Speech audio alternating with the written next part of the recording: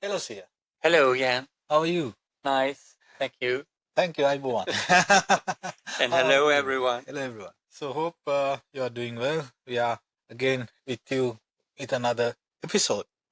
Today, we are going to talk about Soviet Or Russia. or Russia. Soviet Union or Russia. Yeah.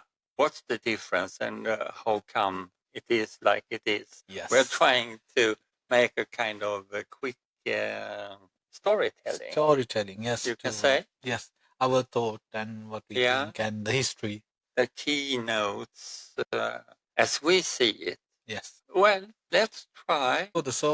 So the Soviet Union, actually, you may know it was Russia, the biggest part of the Soviet Union. As a union, they formed in 1922. Am I right, sir? Yes. Before it was during the Tsar regimes, it was called Russia. Tsar was a king, right? Yeah, like the ruler. He's a ruler. Yeah, had all the power. It was a dictatorship, you can say. But they also had a king and princess, but they had no power. It was the Tsar and it was the church. Orthodox Church. Okay. And that ruled. Now I'm wondering if the king was the Tsar. If he was the Tsar. Yes, he was. Yeah. Yes, he was. And That's right. Russian Revolution actually happened in 1917, is it? And Lenin took the power. He was leading that. Yeah. He took the power. And the Great Revolution that should free all countries in the world. Labor, the important thing, and give the laborers the power. The Civil War actually fought between the Red Army and the White Army between 1917 to 1922. There was a civil war in between that period. Okay. The First World War ended in 1970 from 1914, I think. Okay. And then Lenin got the power, and he ruled not so long.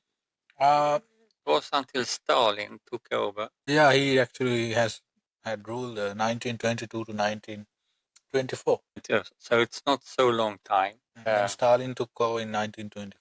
And he was ruling it for like such a long time. A long time. And he was really, well, it depends on who you ask, but here in the Western country, we see him as a dictator that caused a lot of misery for the people. There was a period of starvation, and everyone that was opposed his thoughts were put to jails, different places in all over Russia where those people were deported. And it was those that, academic people, people that was powerful, had a lot of money, but was opposing Stalin. They were put in these galagos. And hard work. Many died, and it was a lot of sickness and illnesses in those places. There was a Great Purge in 1936 to 1938 also. Yeah, so he was a cruel leader, and he was leading Russia during the Second World War. Okay. And after him, Khrushchev came. Yes, between that also, Nazi invasion also happened in 1941. What happened? Nazi invasion. USSR joined allies after being attacked. During the Second World War. Yeah, and they had that also. The first part, they were enemies, Germany, Hitler, and Russia, and Stalin. But at the end of the Second World War, they had also alliances, secret alliances, but against the Western. Yeah, but during the last period of Second World War, Russia was allied with Western countries, with Britain, America, and Europe, so they could beat Hitler. And there's after Stalin, 1953, Gorbachev came in. That period, where you born? 50s. Yes. So you can say that this Russia became Soviet Union after Stalin. After Stalin. Yeah. So Russia is a part of Soviet Union, but was the strong part, and the Union contained a lot of the countries around Russia became one, well, union, like the United States. Mhm. And Stalin was ruling everything, and also Khrushchev. And that's that period from the 50s and to the 1991, when the wall was destroyed, is called the Cold War in Europe, because it was not a war with country fightings, but it was a lot of espionage and sabotage and like that, with that days of technique. We see the same today, but now with modern spying and also this hacking of computers and disturbing the electricity in countries and the economical affairs and like that. So it's a kind of Cold War now again. Okay. But there was a very important situation during Khrushchev's regime. I must say, he visited Sweden once. That period. Yeah, and he was going to speak at the parliament. In Sweden Parliament, and made a big known speech, and everyone thought that that was a good fellow. He was very charming. But the story I was thinking of was when Russia, the Soviet Union, and Khrushchev decided to place atomic rockets on Cuba. Cuba was socialistic at that time with Fidel Castro, and that was a huge threat to America. A Cuban Missile Crisis, right? Yeah, that's right, the missile crisis. So it was a very hectic diplomatic period during just days, 1-2 weeks, when the Soviet Union's ships, military ships, came closer and closer to Cuba, and America, they acted diplomatic and threatened back to Soviet Union that they would attack with atomic weapon. They had atomic weapon that time. Yeah, if they crossed the border. Yes, they had atomic bombs. They used them in Japan. So the Russians, the Soviet Union knew that America had atomic weapons, and also Soviet Union had got them at that time. We are talking, I think, 19. This is in between 53 to 64. And this transport of atomic rockets, I think it was in the beginning of 1960. Yeah. Anyhow, it was very tense, and all over the world was waiting for what is going to happen.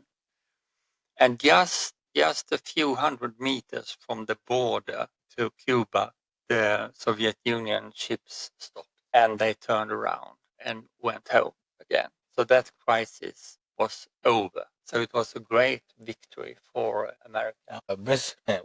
Yeah. Brezhnev, am I right? Yeah, that's right. Brezhnev, he was ruling Soviet Union during the invasion of Afghanistan. Yeah, that's the key part of his. Yeah, that's what I remember of his regime. He was otherwise quite a dull person. There was nothing much. No. And then at the end of the Soviet Union end part, there was Gorbachev. Yeah, and Gorbachev was the one, together with what was that president? Ronald Reagan was president in America. They two made an agreement about dissolving the Soviet Union. And a sign of that was when they threw down the wall in Berlin. Berlin Wall. They had built that wall during the just after the Second World War. West German and East German. West German, East German, dividing the Soviet Union from Europe. That was the fall of Soviet Union, and then Russia became Russia again, and the other countries around that was a part of the Union was in the so-called independent countries, and that was also the end of Gorbachev's power and era. But in his regime, his ruling era, I was like highlights like economic restructuring and transparency. He was freeing the society bit by Yes, bit. that was a result of his personality that he could make this agreement with the United States and Reagan to dissolve the system they had in Soviet Union. He wanted peace, and this was his thinking of making peace between countries. There was like 15 independent republics. It was so many. 15. The largest part is Russia. Yeah, yeah. So USSR dissolved in 1991. Right. So 1991 is the end day of Soviet Union. And then came Brezhnev. Brezhnev. And he also visited Sweden. And I remember there was a live from the parliament when he was speaking, and he was so drunk. Drunk? Yeah, they had to help him up to the podium. Maybe vodka. Yeah, maybe. He was known to drink a lot, but he was really drunk, and you could also hear it when he was talking. So that was a diplomatic catastrophe. But still, the opinion was that he was for peace and like that. How you reckon, how you remember how Sweden reacted in this period of time when the Soviet Union was there? During the Soviet Union time? Era, yeah. Did you have a good relationship with the Soviet Union or Russia? No, you can't say that we had good relations. We were more for United States during the Cold War, I must say, with some exceptions. We had the Vietnam War. And also you supported Germany once, I mean. Well, that was before. Before. That was quite long before. It was during the Second World War. You can say Sweden has not been in any war for several hundred years, as I told you some time ago. And the price this time for keeping the peace in Sweden was to allow Hitler to have Malm from the mines up in the north. Malm means rare. Malm is a mineral. Mineral, yes, which you can use to make iron, to make weapons. Like that. It was transported through Sweden from the north, Kiruna, and down to Germany to their fabrics. And also Sweden allowed Germany to transport German soldiers from German up in the north and then into Norway when they occupied Norway. It has been a lot of discussion about was that good or was that bad? Well, the result was that we didn't go into the war. I have no special opinion about it, but it kept us out from the war and anyhow. Even in Soviet Union era, you were not getting into trouble or anything.